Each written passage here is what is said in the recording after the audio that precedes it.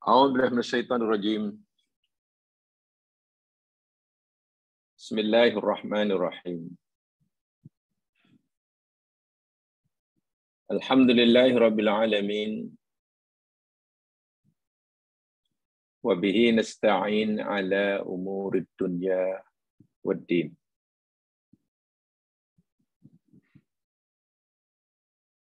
Salatu wassalamu ala rasulihil karim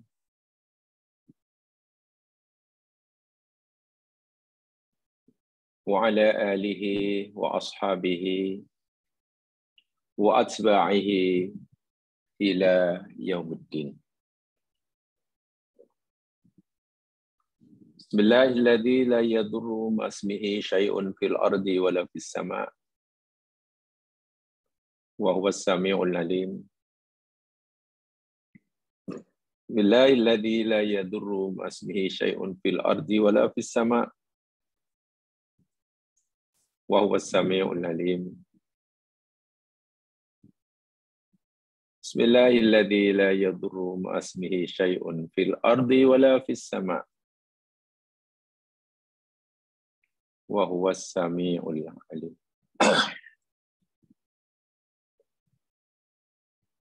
Rabbi shrah li sadri wa yassir li amri wahlul 'uqdatam min lisani yafqahu qawli.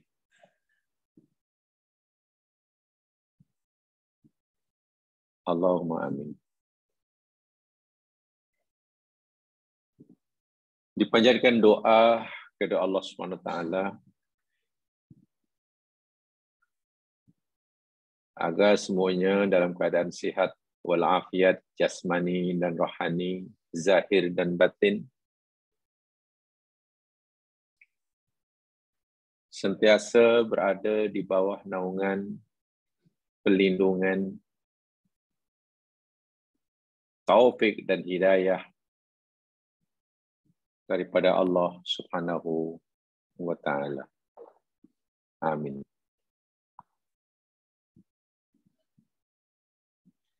Jamaah yang dirahmati sekalian, insyaallah kita akan teruskan siri kajian kita kaitan dengan keniscayaan atau kepastian adanya hari kebangkitan.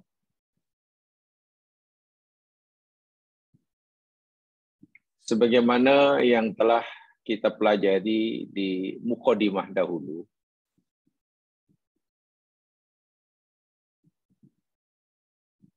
meyakini perkara yang gaib, berita yang gaib,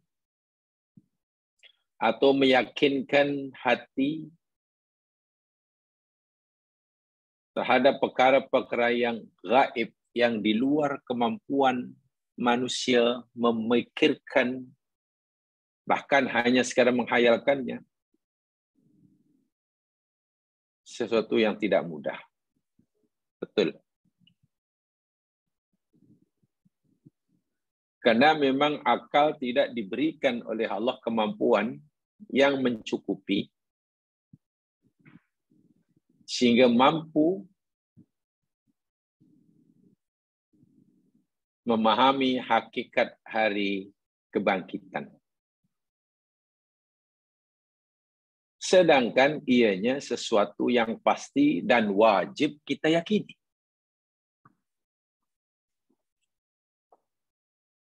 Maka masalahnya ialah bagaimana sesuatu yang Allah wajibkan kita mempercayai dan meyakini seyakin-yakinnya dan tidak boleh ada keraguan sedikit pun. Sedangkan sesuatu tersebut di luar kemampuan pikiran manusia memahaminya.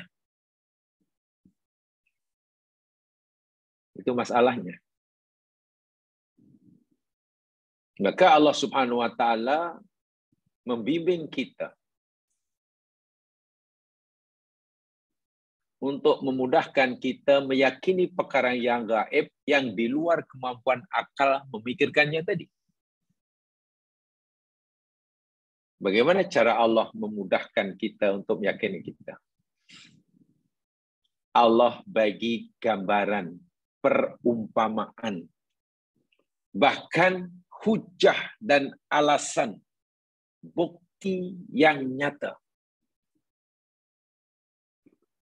Dengan bukti-bukti yang nyata di hadapan kita sekarang ini di dunia,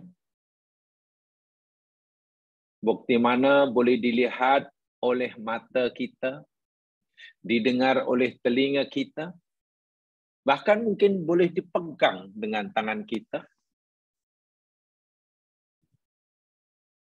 Yang kesemua itu yakni bukti kebenaran adanya hari kebangkitan.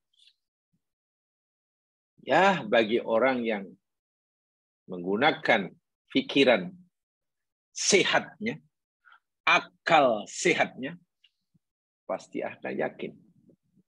Sebagai contoh, ayat yang kita telah pelajari pada siri yang lepas. Kisah Ashabul Kahfi.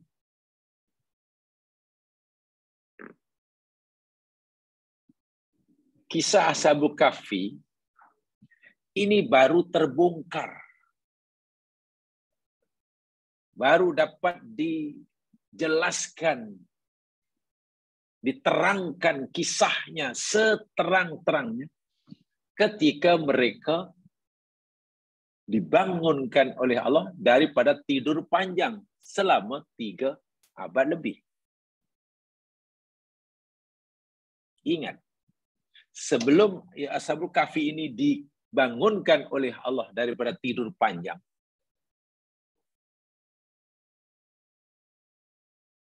umat manusia pada zamannya, mereka sedang mengalami perbezaan pendapat yang sangat-sangat ketara. Ada satu kumpulan meyakini adanya hari kebangkitan, adanya kehidupan selepas kematian. Satu kumpulan yakin ada. Yang satu kumpulan tidak meyakini adanya hari kebangkitan. Orang mati, ya matilah jadi tanah. Ada 2 kan? Golongan kumpulan yang meyakini adanya hari kebangkitan terbagi jadi 2. Satu, meyakini adanya hari kebangkitan, tapi yang dibangkitkan hanya nyawa dan jiwanya saja. Jasad tidak. Karena jasad sudah hancur menjadi tanah. Jadi yang dibangkitkan ada memang bangkit, tapi hanya nyawa. Jasad ada. Itu satu. Sementara kumpulan yang kedua, tak. Ada hari kebangkitan, ada kehidupan selepas kematian. Dan waktu itu dihidupkan semula, ya jasadnya ada, nyawanya, dan jiwanya. 3 in 1. Bangkit semula.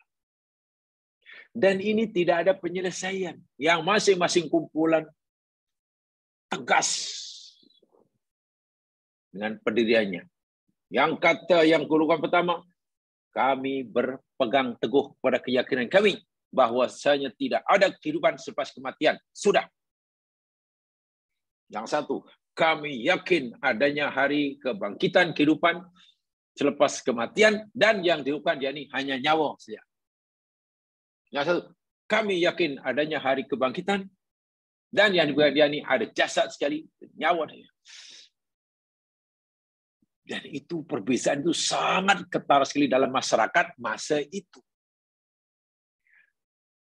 Dan mereka tidak mendapatkan jawaban yang pasti. Mana yang betul daripada 3 pendapat itu? Apakah pendapat pertama yang benar? Keyakinan orang pertama yang benar, yakni tidak ada kehidupan selepas kematian? Atau pendapat yang golongan kedua, yang meyakini adanya hari kebangkitan, tetapi hanya roh saja, jasad tidak karena dia di tanah. Atau golongan yang ketiga, ada kehidupan selepas kematian, dan yang dihidupkan ada jasadnya, ada nyawanya. Walaupun jasad sudah reput jadi tanah, mereka tidak mendapatkan jawaban yang pasti.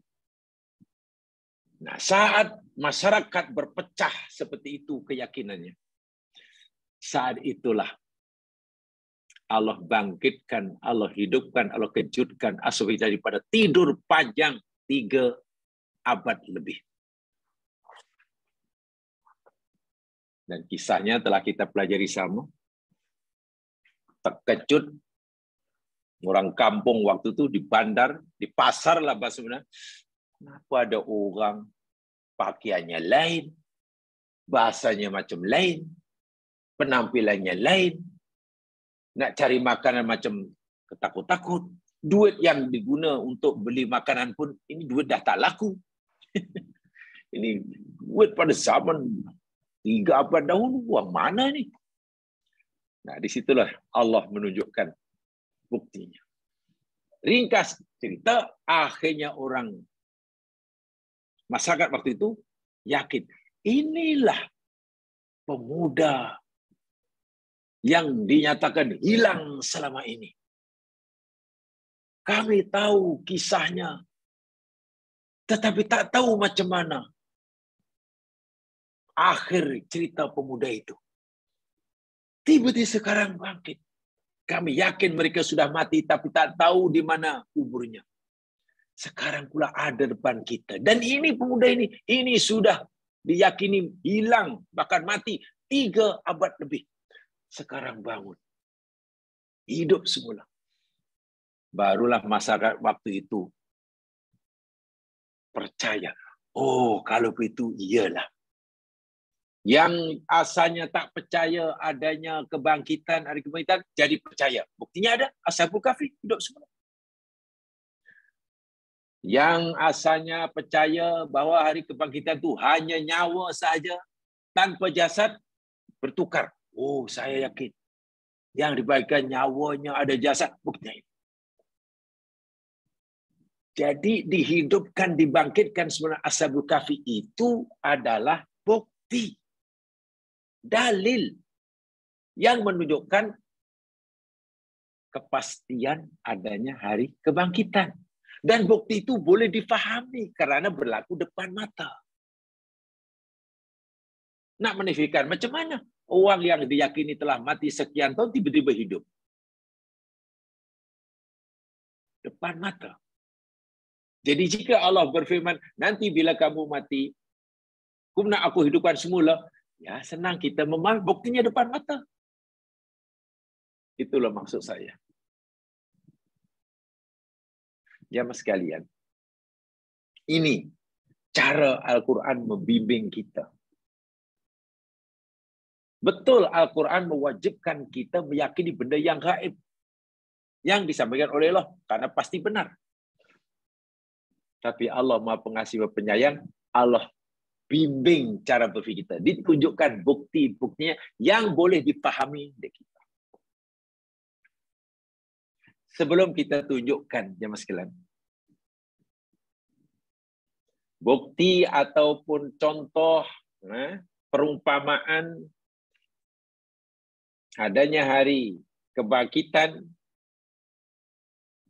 Yang kedua, sebelum saya ingin menyampaikan terlebih sendiri dengan orang-orang yang mengingkari hari kebangkitan itu. Karena hingga hari ini memang ada orang yang tidak yakin adanya hari kebangkitan. Jamaah sekalian, kita cerita tentang orang yang mengingkari adanya hari kebangkitan. Saya selingi malam ini, kita tambahkan penjelasan ini. Itu dalam nota tidak ada ya, jadi saya terpaksa sampaikan karena ini penting, erat sekali hubungannya dengan kajian kita ini. Orang-orang yang mengingkari adanya hari kebangkitan itu terbagi menjadi 3 kumpulan. 3 golongan. Golongan yang pertama, kumpulan pertama, yakni mereka yang sama sekali tidak mempercayai, tidak meyakini, jauh sekali mengimani adanya hari kebangkitan. Tak percaya langsung. Mati jadi tanah, asal tanah, mati jadi tanah, selesai. Hidup hanya di sini.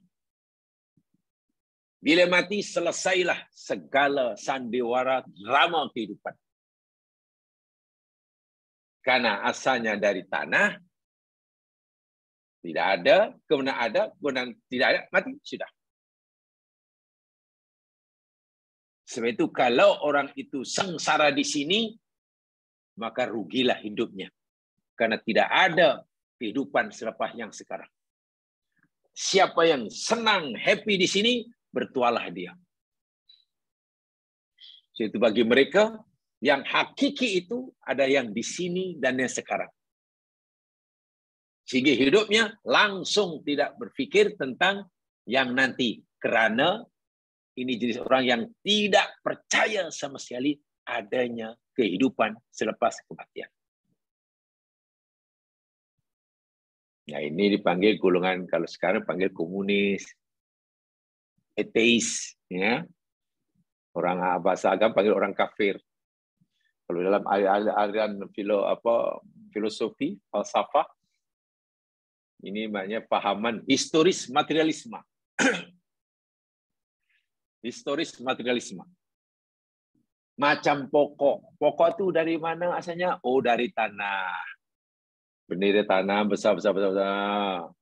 Bila dah sampai dah tua, dah repuh, dah tak boleh lagi untuk melangsungkan kehidupannya, walaupun air cukup, baja cukup, pokok akan reput. Kering. Lepas kering macam mana? Reput. Lepas itu tumbang. Lalu jadi apa? Kembali pada tanah. Selesai sudah. Binatang dari apa? Dari ini. Bila disembelih, mati lagi, mati jadi tanah. Manusia macam itu jugalah. Sehingga pahaman golongan yang pertama ini, orang mati bukan kerana ajal, tapi dia mati kerana bagian-bagian, ada bagian tubuh yang rusak, yang dah tak boleh lagi diperbaiki. Tak boleh di-repair. Spare dah tak ada. Kalau ada bagian tubuh yang sakit, yang rusak, tapi masih boleh di-repair atau diganti, ada spare baru, masih hidup dah tu. Tapi bila dah rusak, tak boleh dibaiki, tak boleh, matilah dia. Tak akan jadi tanah. Nanti mati bukan sebab aja. Ini golongan pertama. Memang tidak percaya langsung adanya hari kebangkitan. Wa'iyadzubillah tu'billah. Golongan yang kedua,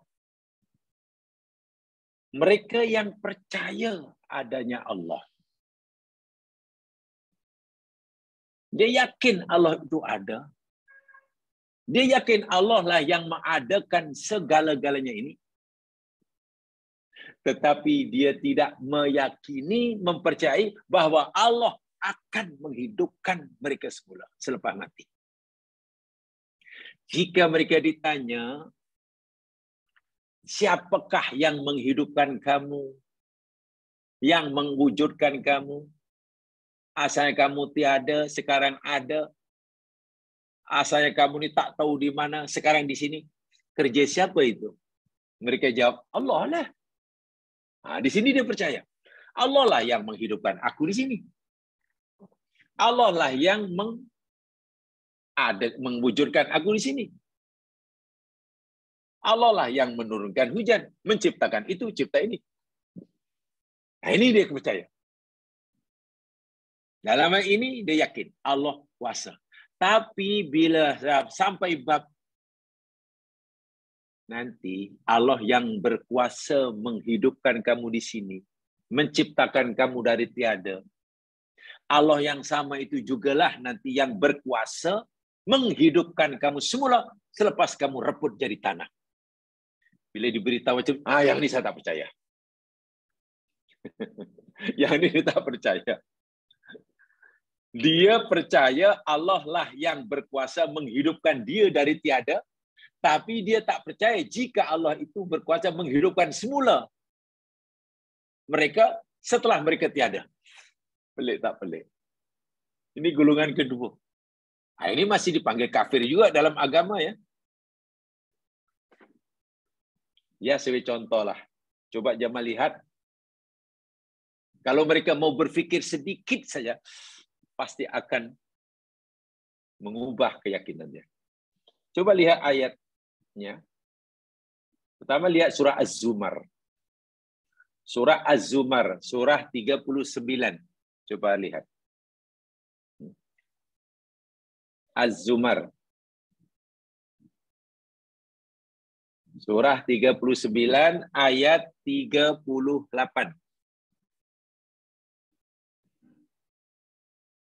Surah 39 ayat 38.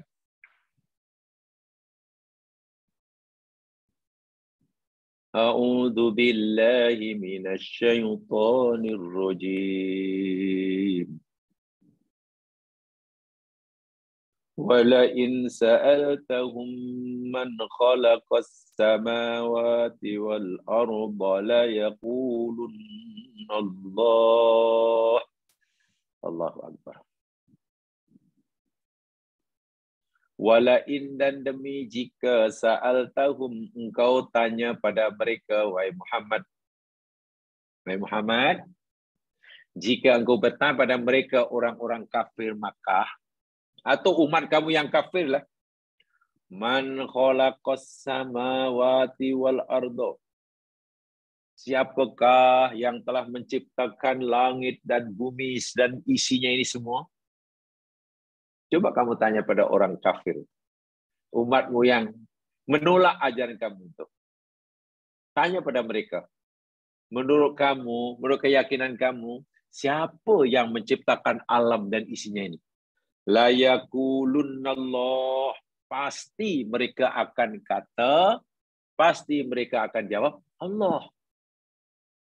Allah lah yang cipta langit, Allah yang cipta bumi, Allah yang cipta diri kami, Allah yang menghidupkan kami, Allah yang turunkan hujan, Allah. Itu kerja Allah semuanya. Jadi kamu yakin akan kuasa Allah, yang dengan kuasanya itu dia berjaya menciptakan bumi langit di sana, termasuk menciptakan kamu, menghidupkan kamu daripada tiada. Yakin? Oh, yang itu kamu yakin. Jadi kamu yakin bahwa Allah itu berkuasa yang sangat hebat, yakin. Dan bukti kekuasaan yang sangat hebat itu mampu berkuasa menciptakan kamu, ya. Sekarang aku nak tanya kamu, nak beritahu kamu. Allah yang kamu yakini kekuasaannya itu jugalah nanti yang juga berkuasa menghidupkan kamu semula selepas kamu mati. Nanti kamu mati masuk tanah, reput, dan Allah dengan kuasanya yang hebat. Bila Allah telah mendaki berkuasa menghidupkan kamu. Yang itu kami tak percaya. Kami tak percaya. Mana mungkin Allah berkuasa, meragui kuasa Allah. Dalam bab ini dia meragui kuasa Allah.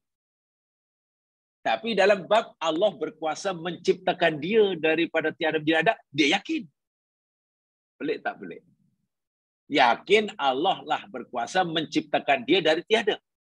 Tapi dia ragu, bahkan tak meyakini bahwa Allah juga berkuasa menciptakan semula selepas dia tiada. Itu kan pelik. Nah, kepada orang seperti ini, Allah kemukakan ayat, ya mas sekalian. Allah kemukakan ayat. Jawaban Allah apa? Pada golongan kedua ini, tolong kamu fikir. Ada dalam surah Ar-Rum. Coba jamaah lihat. Surah Ar-Rum. Surah 30. Surah yang ke-30. Ayat 27. Surah 30 ayat 27.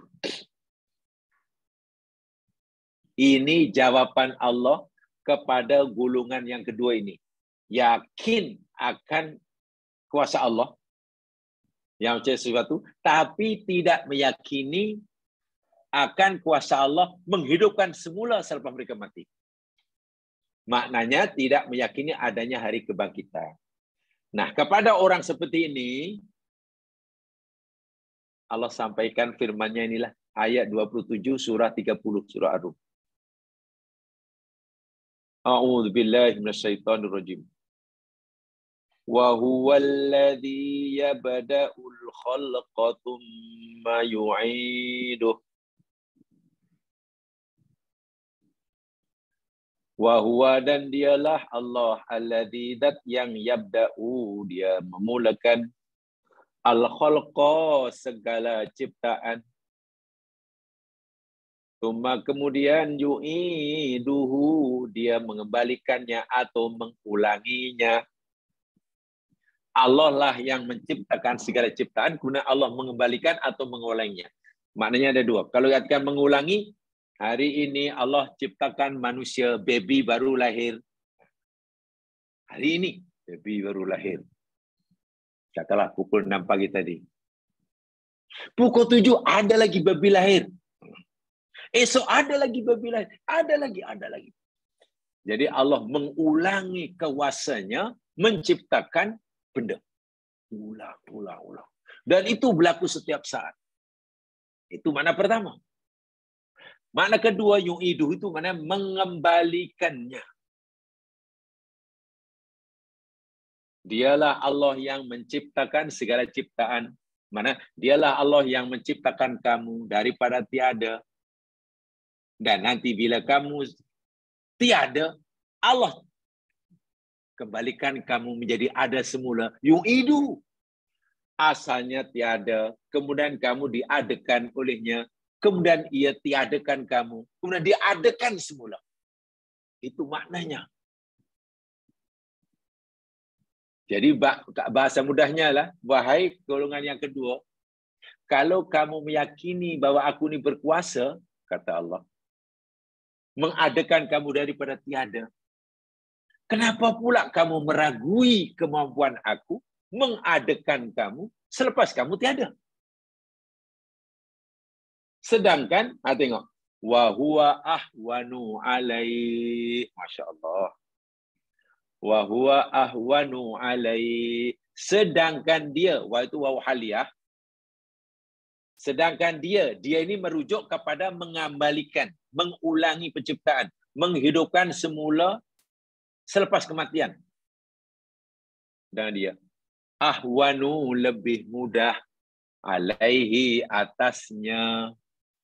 Nah, di sini Allah menggunakan istilahnya bahasa kita lah. Di sini Allah menggunakan bahasa kita. Yakni apa namanya?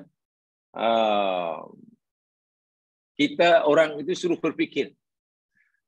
Kalau kamu meyakini bahwa aku ini berkuasa mengadakan kamu dari tiada, benda yang tak pernah ada pun aku berkuasa mengadakannya, bagaimana kamu boleh meragui kemampuan aku mengadakan kamu selepas kamu tiada? Mengadakan sesuatu yang pernah ada ini lebih mudah daripada mengadakan sesuatu daripada tiada. Kan begitu logik dia. Ini kalau kita, menurut ukuran kita lah, buat sesuatu yang tak pernah ada, kita mampu. Takkan menciptakan, mengadakan benda yang pernah ada menjadi susah.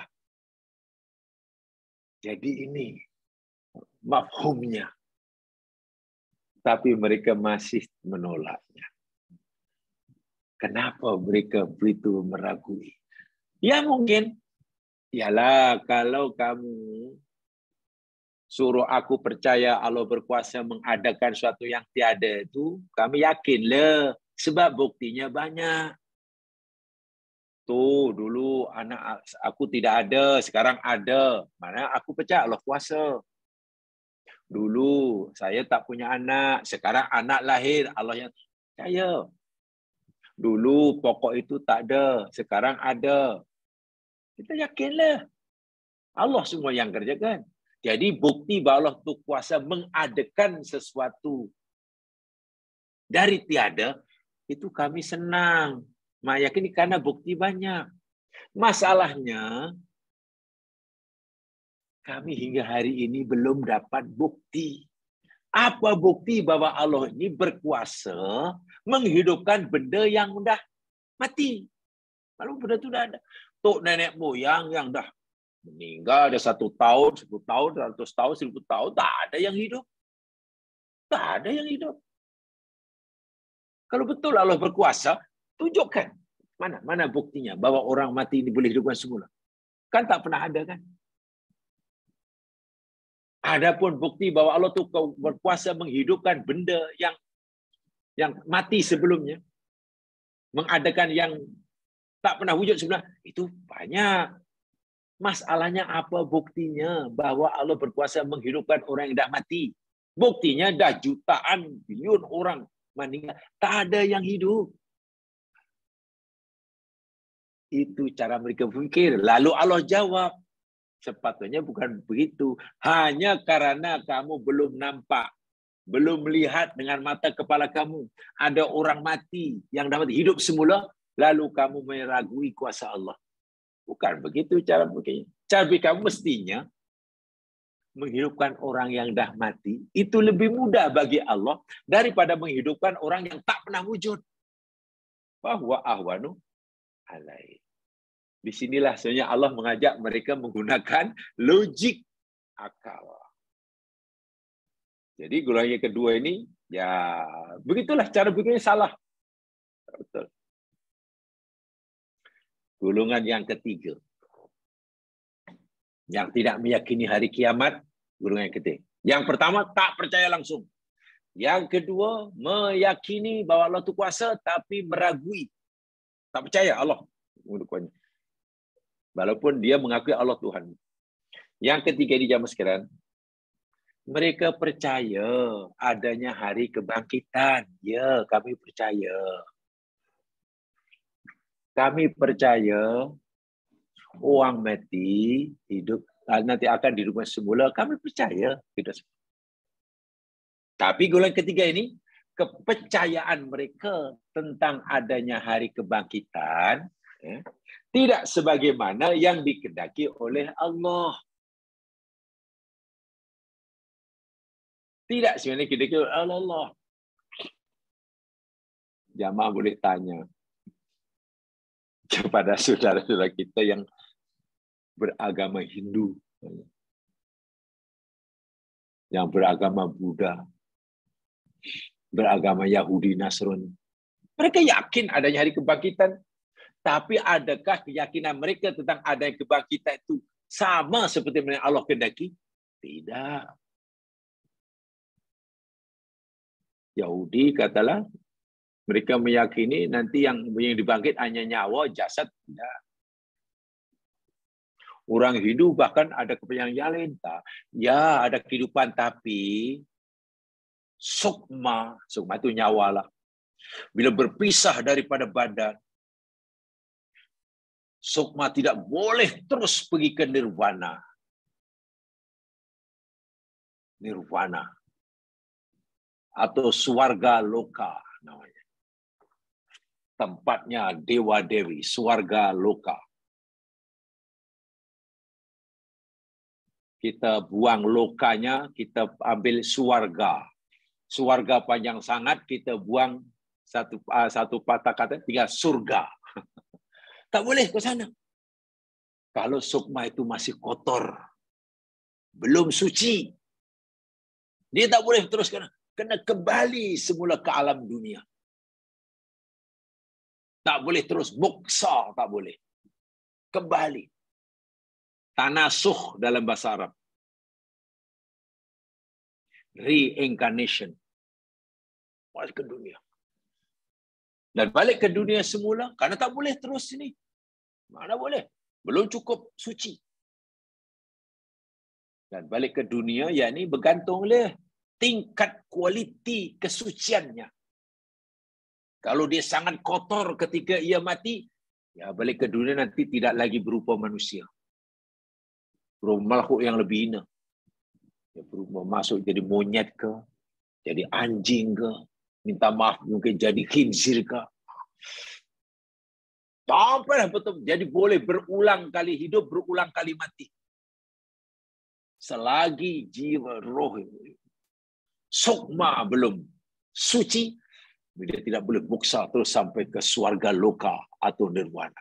Itu kata Hindu. Dia yakin ada kebangkitan, tapi pemahamannya salah. Dan itu dikira juga orang yang tidak meyakini adanya hari kebangkitan. So, macam mana hendak melawan ketiga golongan ini? Yang pertama jelas salah, yang kedua salah juga, yang ketiga pun salah juga. Ya mas sekalian, sebagaimana yang kita telah maklumi dan kita jauh jelaskan, bahwasanya masalah adanya hari kehidupan selepas kematian itu, alam barzah dan kemudian selepas alam barzah dan seterusnya itu, secara detailnya itu, ya, kita mesti merasa cukup, merasa puas dengan penjelasan yang diberikan oleh Yang Maha Mengetahui. Tidak ada yang mengetahui secara tepat, benar, dan pasti tentang perkara-perkara yang gaib, kecuali Dia yang Maha Gaib. Itu keyakinan kita. Saya ulangi. Tidak ada sesiapa yang mengetahui dengan pasti, tepat, dan betul perkara-perkara yang gaib, kecuali Zat yang Maha Gaib. Alam kubur gaib. Kehidupan selepas alam kubur gaib. Akhirat gaib. Semua gaib. Siapa yang tahu hakikat sebenarnya alam gaib hari kebangkitan ini? Yang Maha Gaib ini. Siapa yang Maha Gaib? Allah Subhanahu wa Ta'ala. So itu kalau kita ingin mendapatkan kebenaran keyakinan kita, kepastian adanya hari kebangkitan secara tepat dan benar, hendaklah kita merasa puas, mencukupkan diri kita dengan maklumat-maklumat, information yang diberikan oleh Rabbul Jalil Azza wa Jalla. Imam melalui firman-Nya di dalam Al-Quran, wa imam melalui lidah nabinya yang namanya hadis-hadis yang sahih. Sebab itu jika orang menolak atau meragui Al-Quran, bila orang itu tidak mengakui Nabi Muhammad sebagai utusan Allah, pasti dia termasuk salah satu dari tiga golongan itu. Akan menjadi salah satu daripada tiga golongan tadi. Sama ada dia menolak terus, atau mengakui Allah itu berkuasa hanya mengadakan dari tiada, tapi tidak berkuasa mengadakan semula selepas tiada. Atau meyakini golongan yang ketiga. Yakin tapi keyakinannya salah. Jika orang itu tidak menerima Al-Quran, sama ada menolak atau meraguinya. Jadi kuncinya untuk kita mendapatkan keyakinan yang betul, kuncinya untuk kita tidak termasuk salah satu pada tiga golongan yang ingkarul ba'thi, kita mesti meyakini 100% apa yang difirmankan oleh Allah dalam Al-Quran dan apa yang disabdakan oleh Nabi melalui hadis yang sahih. Itu kunci dia. Meragui kedua sumber ini, dapat dipastikan orang itu mesti akan termasuk salah satu pada tiga golongan yang disebutkan yang sesat tadi. Wa'iyadzubillah. Sebab itu untuk sebelum kita mengkaji lebih jauh, belajar tentang ini, Pertama, yakinkan bahwa yang kita baca dalam Al-Quran ini semuanya betul belaka. Apalagi Allah memperkenalkan firman-Nya, tengok ya. Allah memperkenalkan Al-Quran kepada kita awal-awal lagi. Surah Al-Baqarah. Awal-awal lagi tengok ayatnya apa. Dzalikal kitabu la raiba fihi hudal lil muttaqin. Allahu Akbar. Kita buka aja ayat itu, Quran memberitahu pada kita. Quran seakan bercakap kepada kita, wahai kamu manusia yang nak membaca dan mengkaji aku ni kitab. Semua isi kandungan dalam diriku ini la raiba fi. Tiada keraguan sikit pun di dalamnya. Apa yang kamu nak baca, kamu nak fikir, kamu tak, semuanya meyakinkan. Sebab itu pertama, untuk kamu, hudal lil muttaqin, ia betul bagi orang bertakwa. Untuk kamu mendapatkan hidayah daripada aku, kitab Al-Quran itu, katalah Al-Quran itu boleh bercakap, kata begitulah. Kalau Al-Quran itu boleh bercakap, dia akan kata, untuk membolehkan kamu mendapat hidayah daripada aku, pertama kamu mesti yakin seyakin-yakinnya bahwa dalam diriku ini tidak ada keraguan sikit pun. Kena gitu. Kalau kita ragu, ya tidak tak dapat. Lalu siapa orang dapat hidayah itu? Muttaqin. Ayat pertama ciri disebut. Alladzina yu'minuna bil ghaib. Masya Allah. Itu ciri pertama. Orang-orang yang mereka beriman pada perkara yang gaib. Dan yang gaib mutlak itu namanya Allah. Dan apa ciri yang terakhir dalam ciri mutlak ini? Wabil akhirati hum yuqinun. Yakin akan hari kiamat. Itu pertama, yakinkan. Sehingga jika sekiranya kita melihat Al-Quran, membaca ayat Al-Quran, dan menurut pikiran kita bahwa ayat itu macam ada percanggahan dengan ayat yang lain. Macam mana ni ayat ni kata macam ni macam mana macam ada percanggahan. Sekejap kata ini, sekejap kata itu. Kita nampak, betul-betul nampak dengan mata kita, fikiran kita, yang ayat itu, kenapa bunyi lain, yang ini kata, ini kena lain. Fikiran kita kata, ada percanggahan dalam Al-Quran ini. Maklumatnya tidak konsisten, umpamanya. Maklumat dia tidak konsisten. Kalaulah kita mengalami seperti itu, kita baca Al-Quran. Katakan pada diri kita. Yakin kepada kita. Sebetulnya, yang tidak konsisten bukan maklumat Al-Qurannya. Yang salah bukan Al-Qurannya.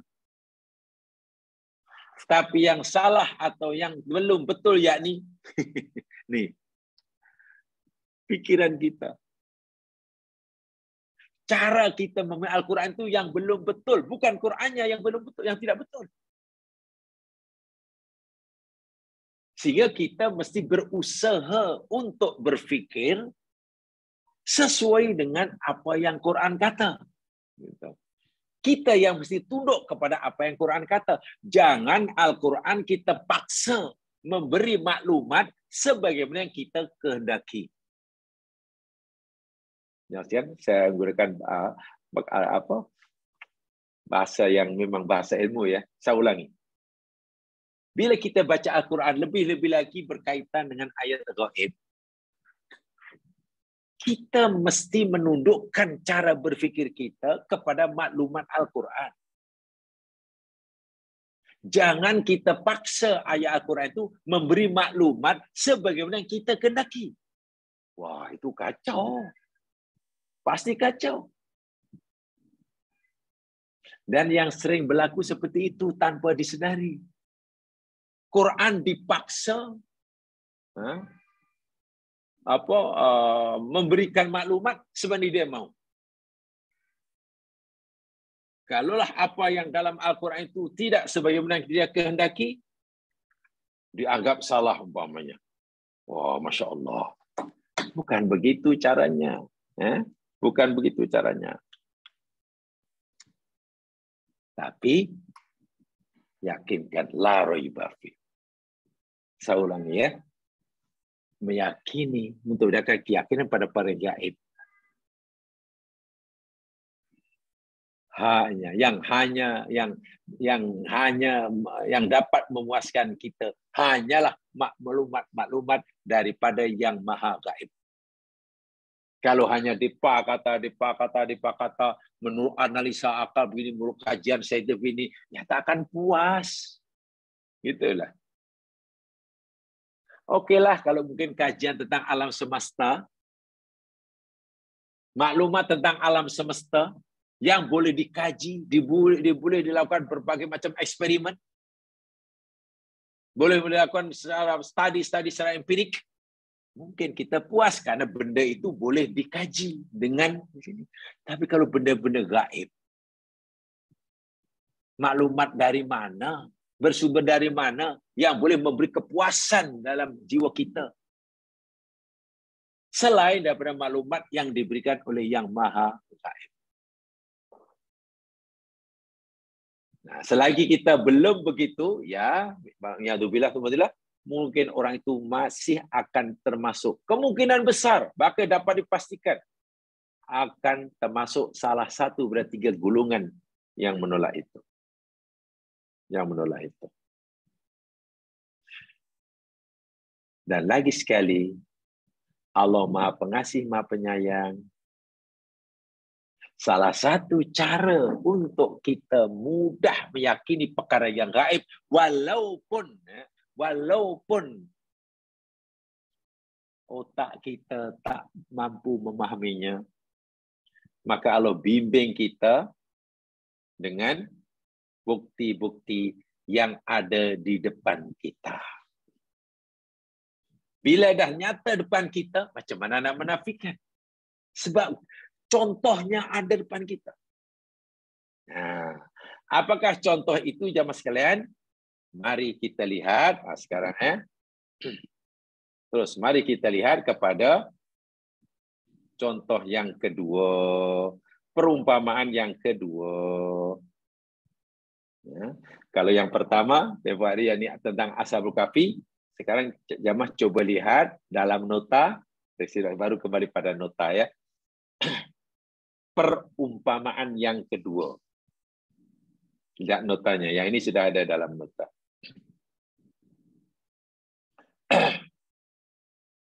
Itu perumpamaan yang kedua.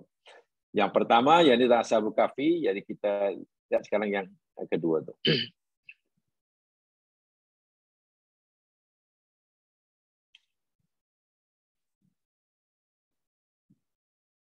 A'udzu billahi minasyaitonir rajim.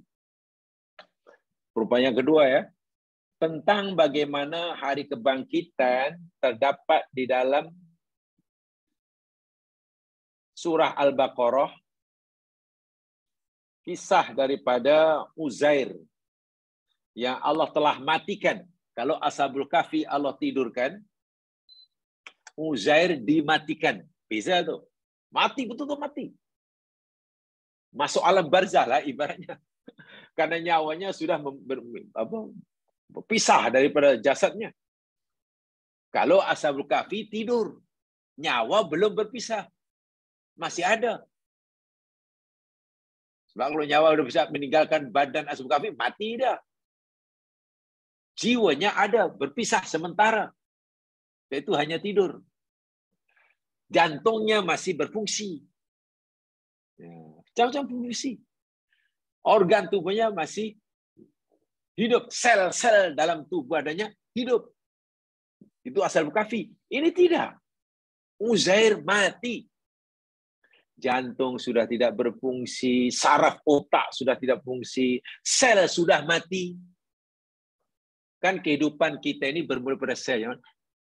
Bermulanya kehidupan dalam tubuh kita ini kan daripada sel. Unsur terkecil dalam tubuh kita yang ada dimulai kehidupan daripada sel.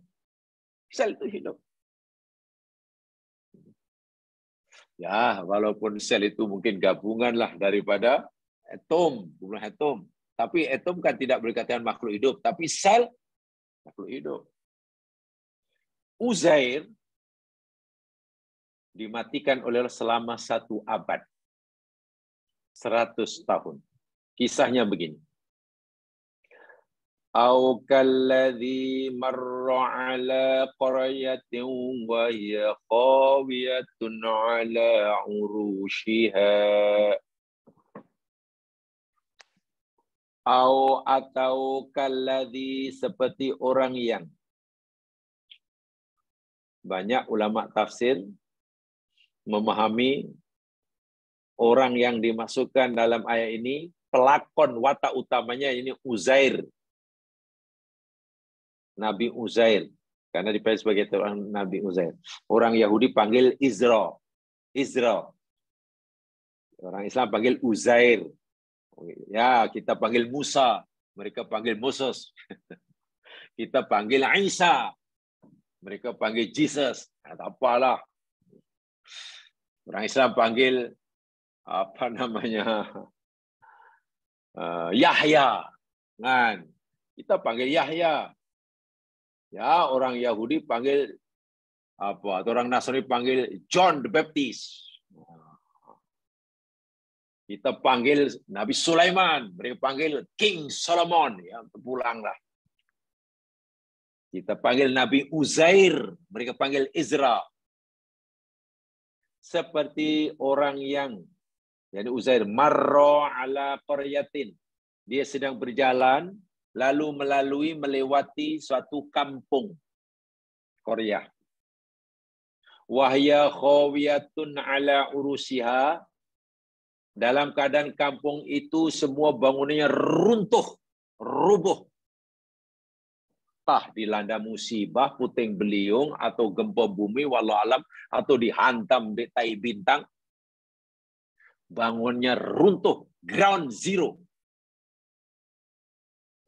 Penghuni penduduk kampung itu semua mati bergelimpangan.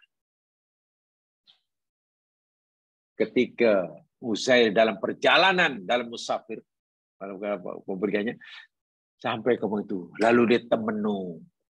Duduk di situ temenung, menyaksikan bangunan-bangunan yang roboh, hancur, mayat mati bergelimpangan, tidak ada yang hidup.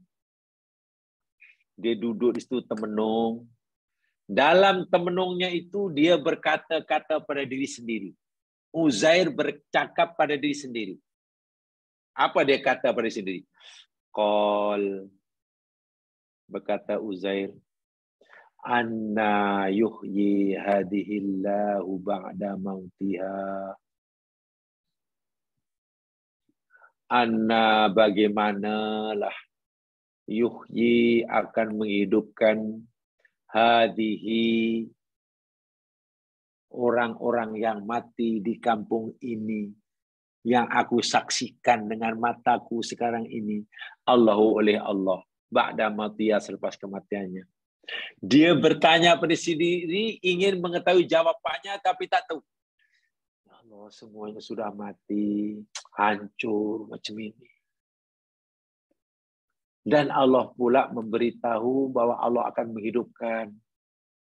Aku yakin Allah akan menghidupkannya. Tapi maksudnya bagaimana ya?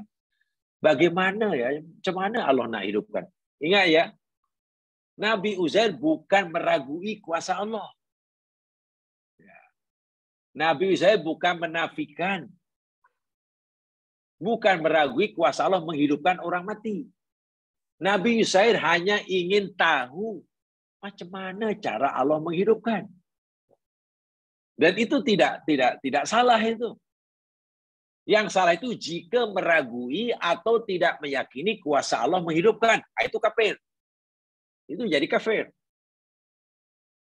Tapi kalau seorang itu ingin tahu Macam mana ya cara Allah? Aku yakin Allah berkuasa, tapi macam mana ya caranya? Itulah Nabi Uzair. Dia sedang cari jawabannya, macam mana aku. Ini dah hancur reput nih, macam mana Allah nak hidupkan semula? Yakin Allah kuasa, tapi ingin tahu bagaimana caranya. Ibarat kita meyakini chef terkenal, saya yakin Anda seorang chef dunia terkenal. Anda pasti mampu buat kue tersedap. Kami tak meragui kebolehan awak. Tapi yang aku ingin tahu, macam mana yang awak nak buat. Kita yakin seorang arkitek, seorang engineer tersohor di dunia. Kalau seorang engineer, saya tidak meragui kemampuan saudara sebagai engineer nomor wahid di dunia nak membina bangunan seperti gambar ini seperti dalam plan ini. Saya yakin Anda mampu buat bangunan dengan teknologi kejutan yang tercanggih. Kami sikit pun tidak meragui kemampuan Anda. Tapi kami hanya bingung macam mana awak boleh buat nanti. Macam mana yang awak nak buat? Boleh tak beritahu kami? Nah, inilah yang dialami oleh Nabi Uzair waktu itu. Ketika melihat mayat bergelimpangan di sana-sini. Mayat di sana-sini. Ketika dia sedang mencari-cari jawabannya dan tak jumpa. Masya Allah. Dengan kuasa Allah, fa'amatahullahu mi'ata'am.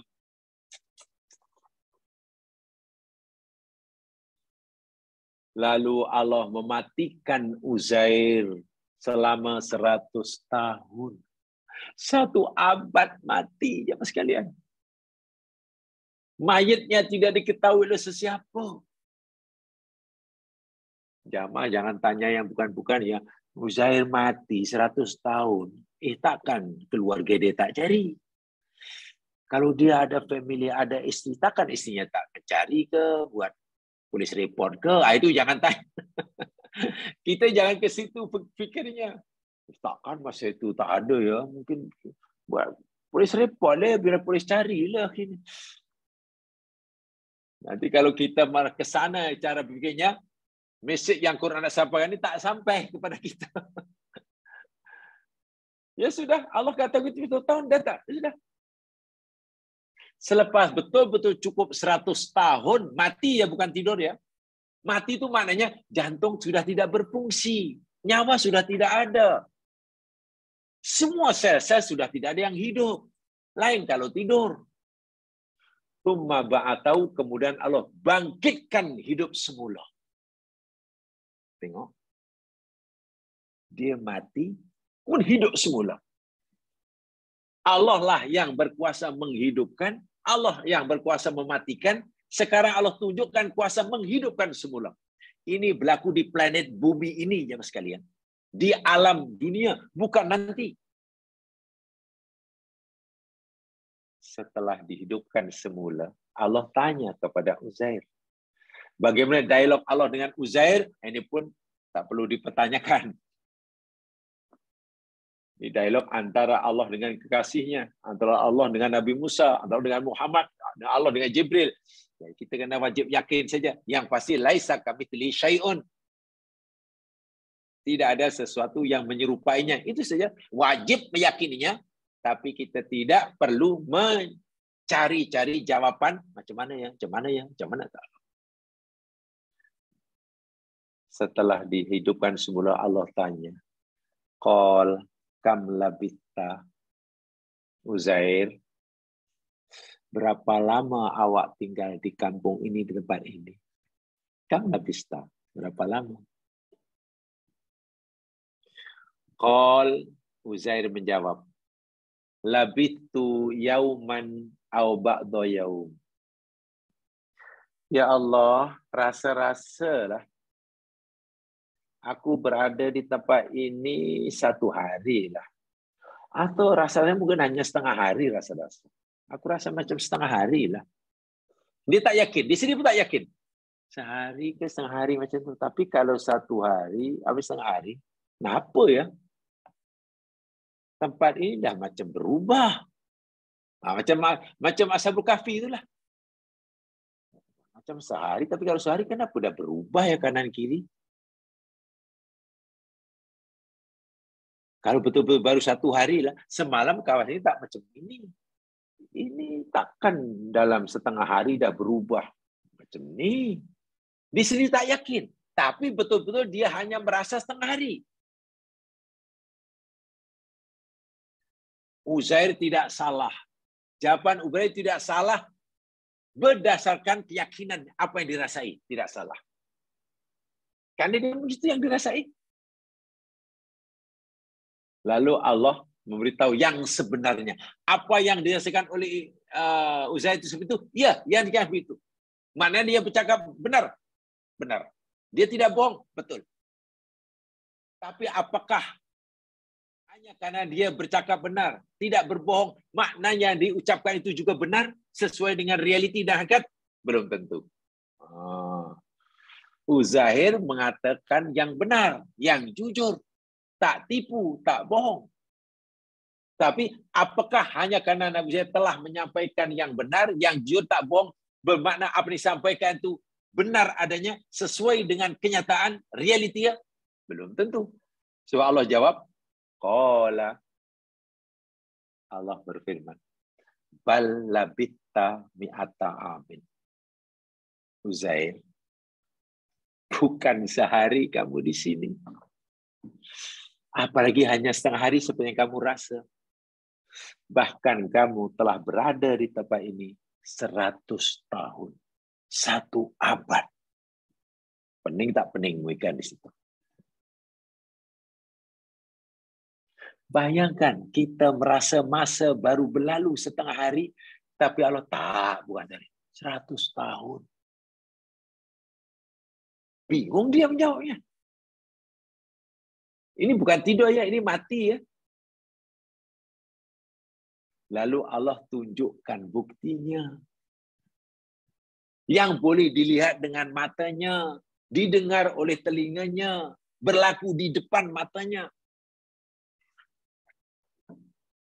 Karena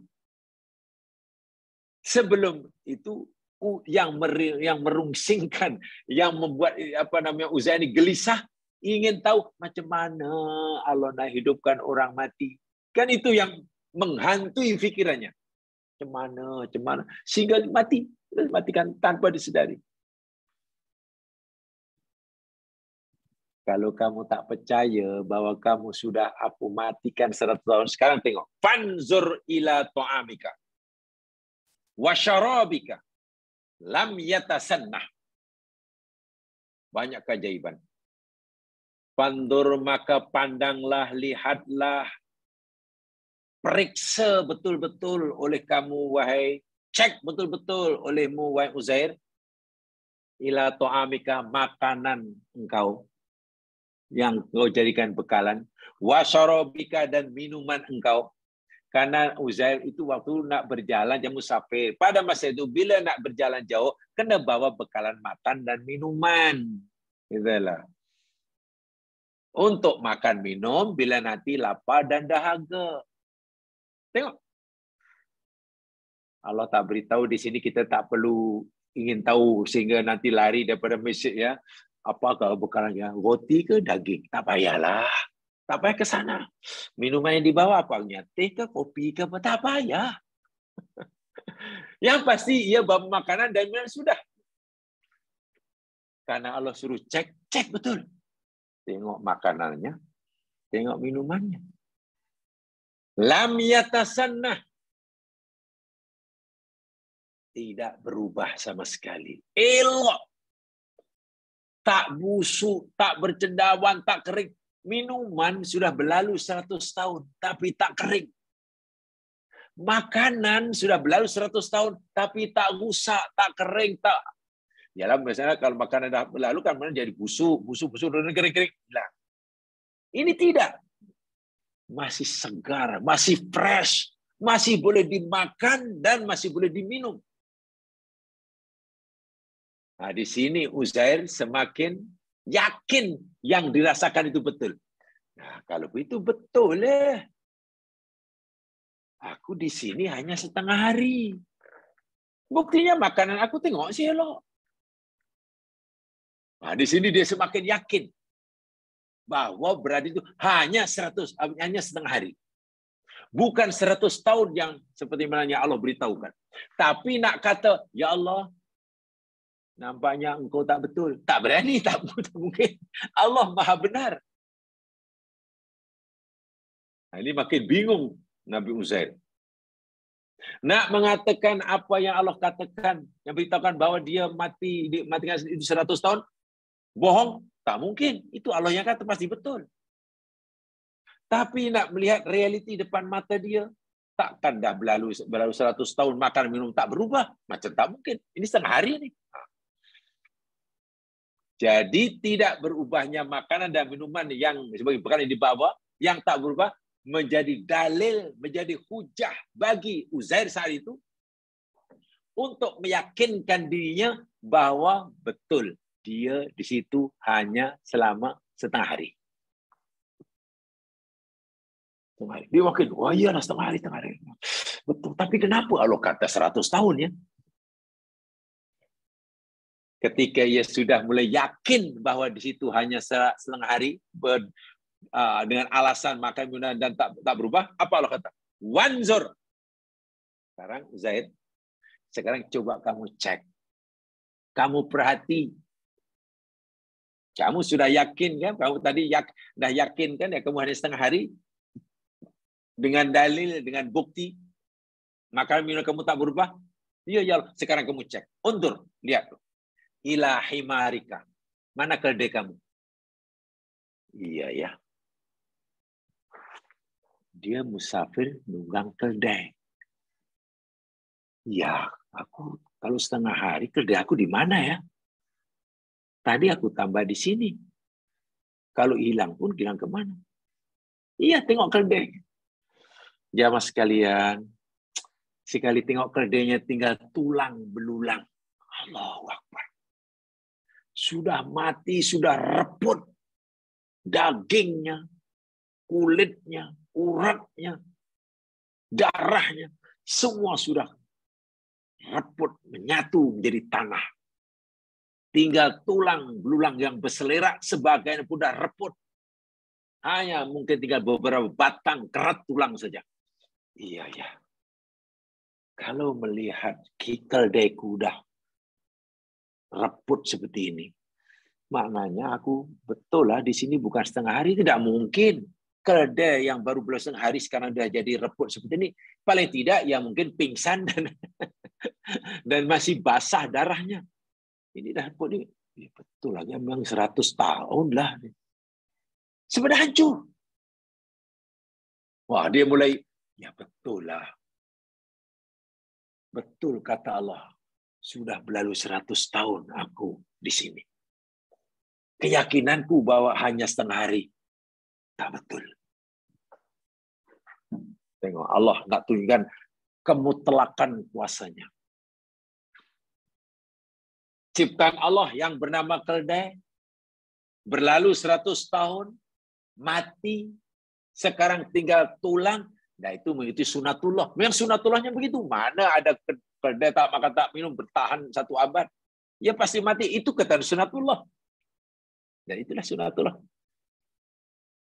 Kelancaran sunatullah. Allah juga waktu menunjukkan kelancaran kudratnya. Di samping menunjukkan sunatullahnya berjalan seperti yang dikehendaki, Allah sedang menunjukkan kelancaran kudratnya kepada Uzair. Apa kelancaran kudratnya?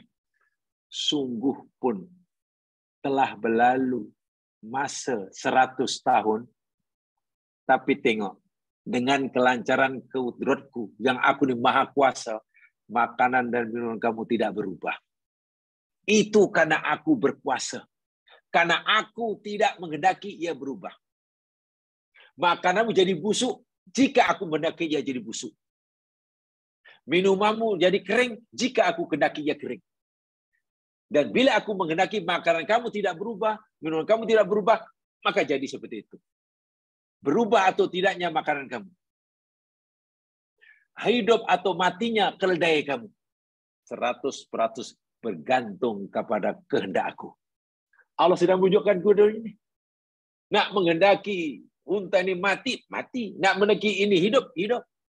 Nak menghendaki api ini panas membakar, panas. Nak menghendaki api ini jadi sejuk, sejuk. Allah benar-benar menunjukkan depan mata Uzair kekuasaan yang tidak terhad, yang tidak bersyarat. Masya'akana wa malam yasha' lam yakun. Apa yang Allah kehendaki pasti terjadi. Dan apa yang Allah tidak kehendaki tidak akan terjadi. Akan mungkin bingung. Memang bingung. Kalau tidak meyakini akan kuasa Allah sendiri. Terpulang Allah. Nak menghidupkan ke, nak matikan ke, nak berlalu 100 tahun masih hidup, atau berlalu 5 hari tapi sudah repot, terpulang. Ya, akhirnya bisa makin, ya Allah Maha Kuasa. Jadi kalau setakat nak menghidupkan yang dah mati, tak ada masalah bagi Allah. Walaupun dia mustahil bagi kita, tapi tidak bagi Allah. Susah bagi kita, tapi tidak bagi Allah. Itu yang Allah nak beritahukan kepada Uzair dan kepada kita. Kamu anggap orang mati itu mustahil boleh hidup semula. Ya Allah sebabkan itu kata kamu. Tapi bagi aku kata Allah tak ada masalah. Kecil. Benda kecil. Kamu pelik ada api yang berkobar-kobar, panas tapi jadi sejuk. Yalah pada aku. Tapi tidak bagi aku. Itu pulang pada aku. Aku suruh sejuk-sejuk. Aku suruh panas-panas. Kamu pelik. Ada manusia ditelan di ikan beberapa minggu dalam perut ikan, luntakan dan hidup semula. Iyalah, peliklah. Itu kamu kata pelik. Tapi tidak bagi aku, kata Allah. Terpulang aku.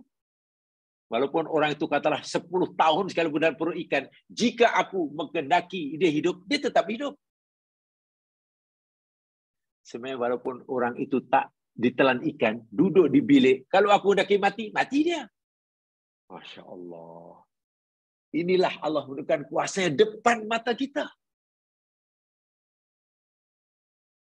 Lalu Allah suilkan kepada Uzair. Coba kamu lihat Uzair, perhati betul-betul keledai kamu yang sebenarnya bukan lagi keledai. Tulang, belulang keledai kamu yang sudah reputu. Kamu perhati betul-betul. Walinaj'alaka ayatan linnas. Kami nak jadikan kes kamu ini, peristiwa yang kamu alami ini, aku nak jadikan ayat bukti bahwa aku ini berkuasa. Menghendaki apa saja pasti terjadi. Dan aku nak jadikan peristiwa yang kamu alami sebagai tanda bahwa aku ini maha kuasa bagi seluruh manusia. Termasuk kita. Sekarang kamu perhatikan. Wanzur ilal izom. Kau pandang betul-betul. Kalau perlu jangan kedip mata pada tulang belulang keledai kamu yang dah reput itu. Kaifa nunshizuha. Bagaimana kami akan menyusunnya, mencantumkan semula. Tulang jari, tulang kaki, tulang peha, tulang belakangnya, tulang kaki depan, tengkoraknya.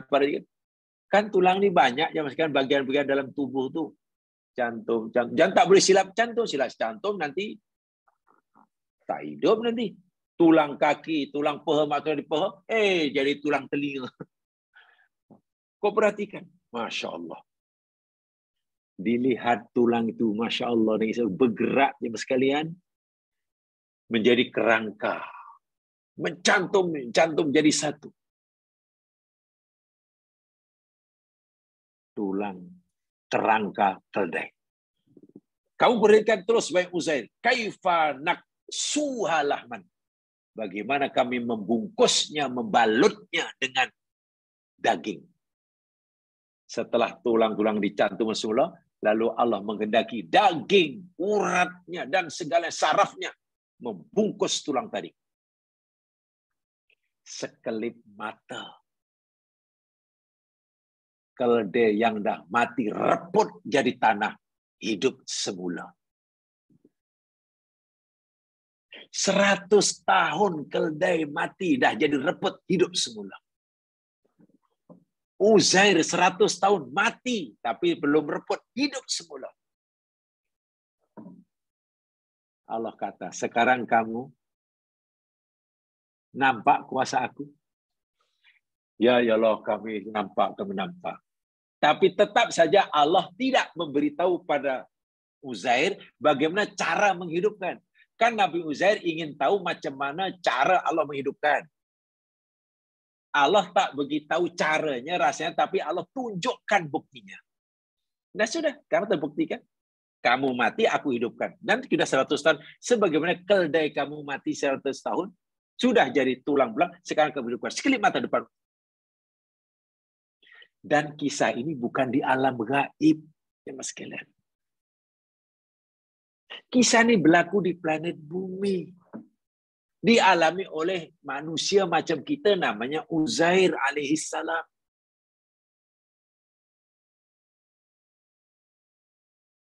Coba, kurang nyata apa?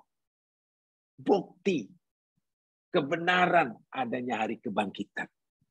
Inilah, walaupun yang hari kebangkitan itu memanglah gaib, tapi Allah dah tunjukkan, inilah contohnya, inilah gambaran perumpamaan ini, tengok nih. Jadi kenapa kamu mesti menuntut bukti selagi belum ada orang yang mati atau ke moyang ke hidup semula, kami tak yakin bahawa orang mati hidup semula. Nah, itu maknanya degil. Maknanya degil. Walaupun Allah pernah tunjukkan juga orang mati hidup semula.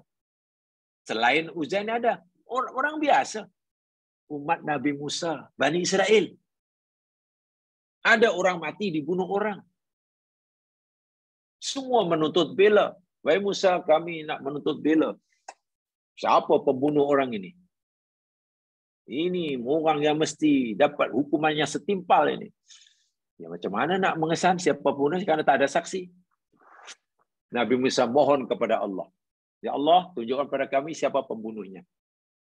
Allah kabulkan doanya. Musa, kalau umatmu nak tahu siapa yang membunuh orang ini, suruh umatmu nyembelih lembu. Kan itu kan dari surah Al-Baqarah. Panjang cerita tu. Suruh biar lembu yang macam mana. Banyak cakap lah, banyak tanya. Ringkas cerita, akhirnya dia menyusahkan lembu. Dipotong sebagiannya dengan kerata lembu tadi, pukulkan kepada orang mati, hidup semula. Depan mata Bani Israel. Orang mati hidup semula. Dan mereka bertanya, siapa yang bunuh kamu? Dia mengaku, oh yang bunuh aku si fulan. Jadi anak saudara sendiri, keluarga sendirilah. Tujuan bunuh aku yakni karena dia tak sabar menunggu aku mati. Sebab bila aku mati, dia akan mendapat harta pusaka aku. Karena aku ni lambat mati, sebab dia tak sabar-sabar nak dapat pusaka aku dibunuh olehnya. Dengan kematianku, dia akan segera dapat pusaka. Akhirnya mati semua. Lagi mati semula. Karena tujuannya hanya untuk mengetahui siapa pembunuhnya. Akhirnya pembunuhnya diadili dan orang itu malah tak dapat apa-apa harta pusaka kerana jenayah pembunuhan yang dilakukan.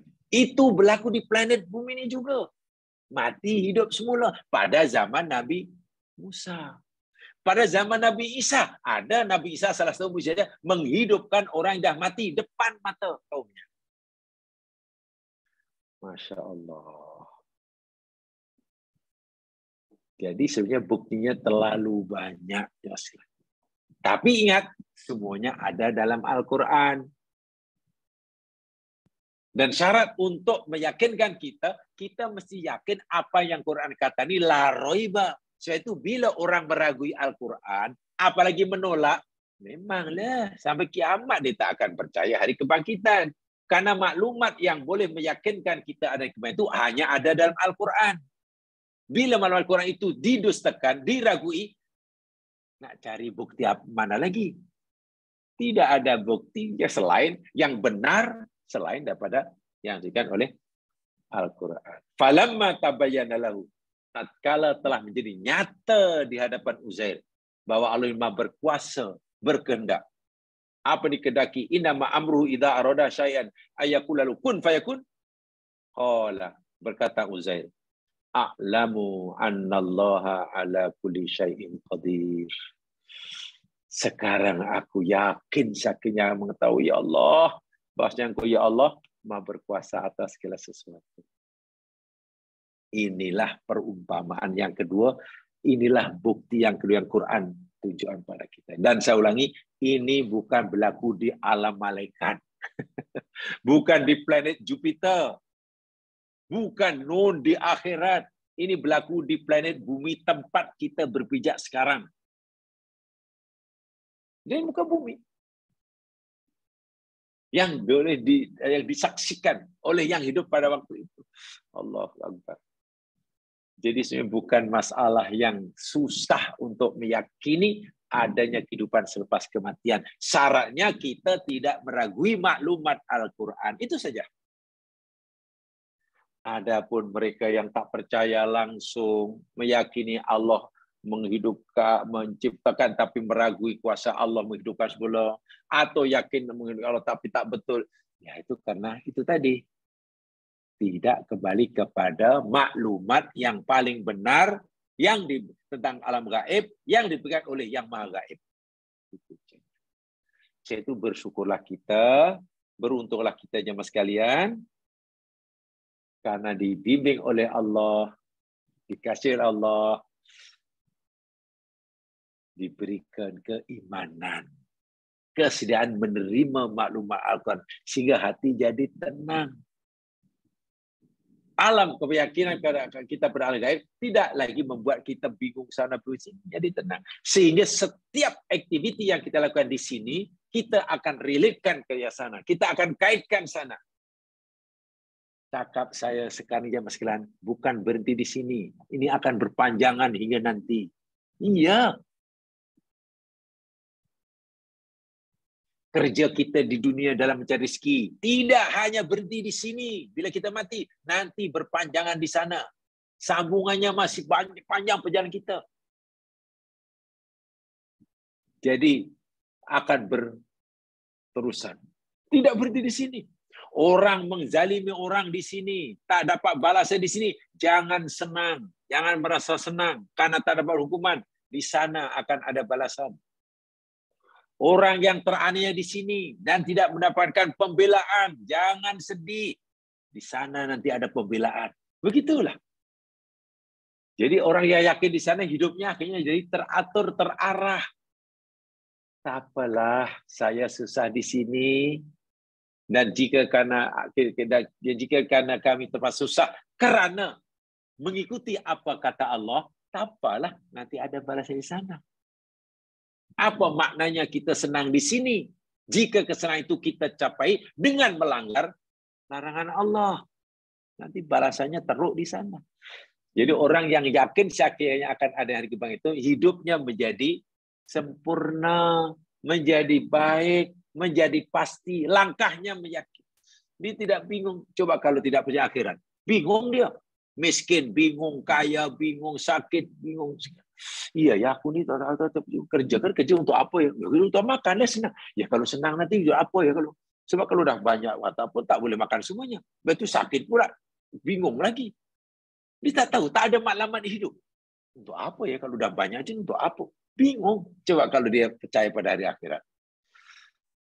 Relax-nya.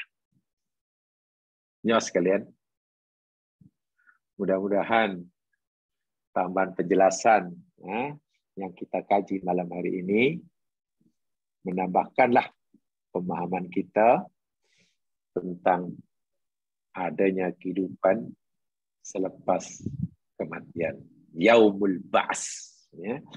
Dan sengaja ini sampaikan karena saya sebenarnya teringin sangatlah setiap kelas yang saya isi ini, saya ingin sangat mengajak jamaah sekalian yang belajar saya ini berfikir. Ya. Saya ingin mengajak mereka yang berfikir, memikirkan sesuatu. Jadi kita bukan hanya mendengar, tapi juga merangsang cara berfikir kita supaya lebih teratur, lebih sehingga iman akan menjadi kuat jika berdasarkan tafakkur. Iman tanpa ada tafakkur, ya nanti imannya jadi goyah. Apalagi Islam ajaran Islam ini ditawarkan pada kita semuanya kebanyakan Allah kita diberi kemampuan untuk memberikannya dan sesuai sejalan dengan pikiran yang Allah anugerahkan kepada kita. Itu saja. Mudah-mudahan diberkati oleh Allah SWT. Kurang lebihnya mohon dimaafkan. Mari tutup dengan bacaan Al-Fatihah dan surah Wal Asr. Subhanakallahumma wa bihamdika asyhadu an la ilaha illa anta astaghfiruka wa atubu ilaik. A'udzu billahi minasyaitonir rajim. Wal 'ashr innal insana lafi khusr illa alladhina amanu wa 'amilus shalihat wa tawasaw bil haqq wa tawasaw bis sabr. Assalamualaikum warahmatullahi wabarakatuh.